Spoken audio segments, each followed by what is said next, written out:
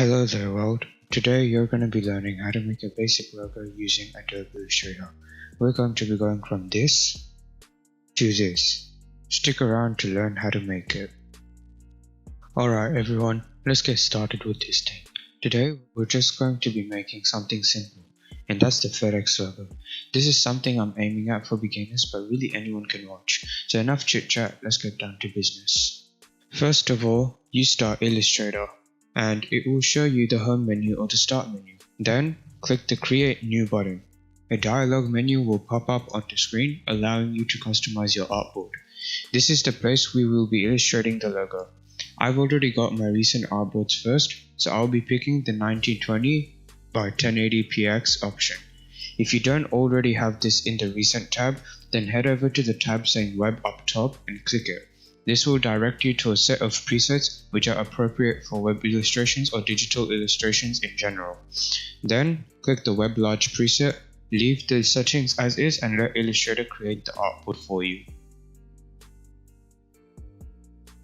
Once the artboard has been created, it's time to do the juicy stuff. So what I've done is I've headed over onto Google, the best thing in the world, and searched up the FedEx logo. Then I saved it onto my desktop and opened it up using Illustrator.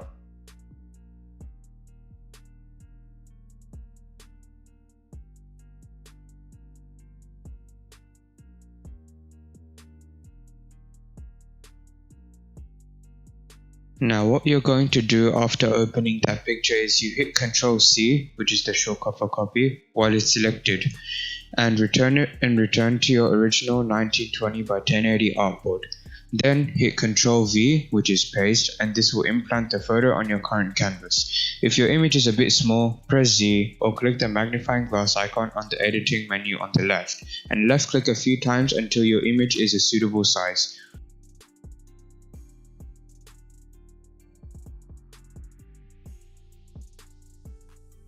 In my case, I just resized the image using the handles at the corners.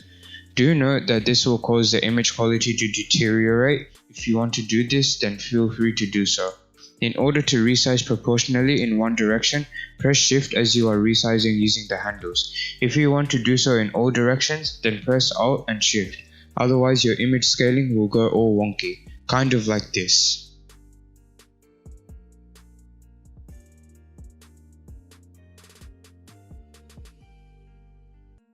So basically what we're doing is we're going to be tracing this logo for the best results. Now let me just tell you, it's very hard to trace something unless it's kind of semi-transparent. I'm pretty sure you've noticed that in art class. So what you do is you select the logo and go over to the right side of your window where you have your workspace. Then you click the transparency icon, which is the two circles. If you don't seem to have this panel, then head over to the window tab at the top of Illustrator and click. Then go all the way down until you see the transparency option. Click that option or just press Ctrl Shift F10 and you've got your transparency panel ready to go. If it's just sitting there in the middle of your artboard, left click the place where it says the panel's name and drag it to the thin column where you have your other panels. Wait until it shows the blue outline and then let go of your mouse button. The transparency panel is now out of your view. Next, press P or click this icon on your editing menu and start doing the following. Left click on the corners of the letters in order to place an anchor point. Multiple anchor points create a path, so just do that all your way around the F.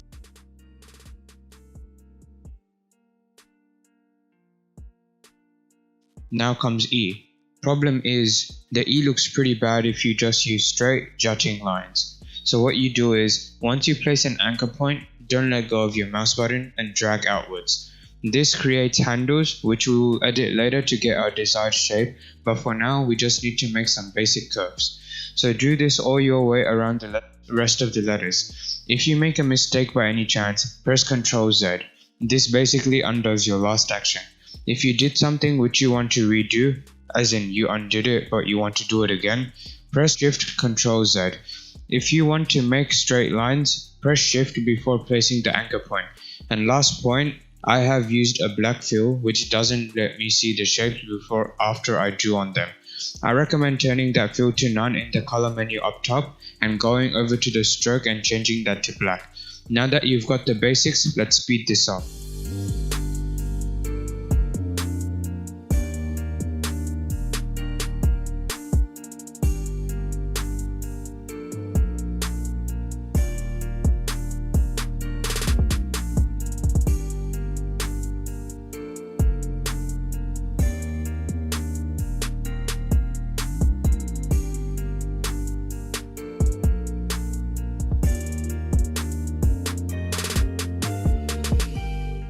Now that you've finished doing a rough outline of the shape, it's time we edit it so we can make it look less stuffed up. So what you do is you press A, which brings up the direct selection tool. This on the left menu is the white arrow. Now that you've got that arrow, what you do is click on those anchor points and adjust them. If it's a curve, you drag the handles around until you're satisfied with the end result. If you need to redo or make a new curve, press Shift C, which pulls up the Convert Anchor Point tool. Using this, you can click on an anchor point and drag out, and this will make a new curve. Next, if you want to do slight adjustments, click on an anchor point and use your arrow keys to nudge it up, down, left or right, whatever you feel like doing. If you want to align something with your mouse, then it's best if you go to the View tab up top and turn on the Smart Guides option. These are those pink lines which align one thing to another. Now that we've got that out of the way, let's make this bit quicker.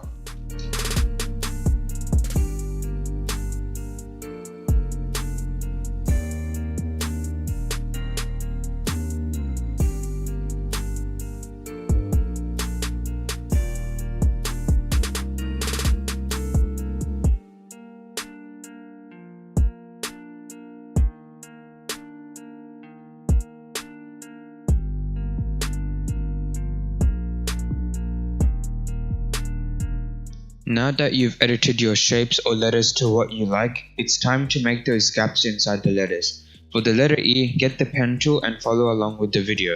Adjust it using the direct selection tool, which is white arrow /A on your keyboard. Next, for the circle inside the D, press L on your keyboard, which gets the ellipse tool. Alternatively, you can long click the rectangle icon on the left menu, and when it shows the options, click on the ellipse tool. Draw a circle by clicking and dragging. Resize it to your needs using the resize box. So now that we've basically done everything, it's time we add some color to the logo. Now click on the transparency panel and click on the FedEx logo image and bring its opacity up to 100%. Then click our illustration and press the eyedropper tool. Using this, click on the FedEx image. This will put the same color inside our shapes as the logo. Now go do this to every shape.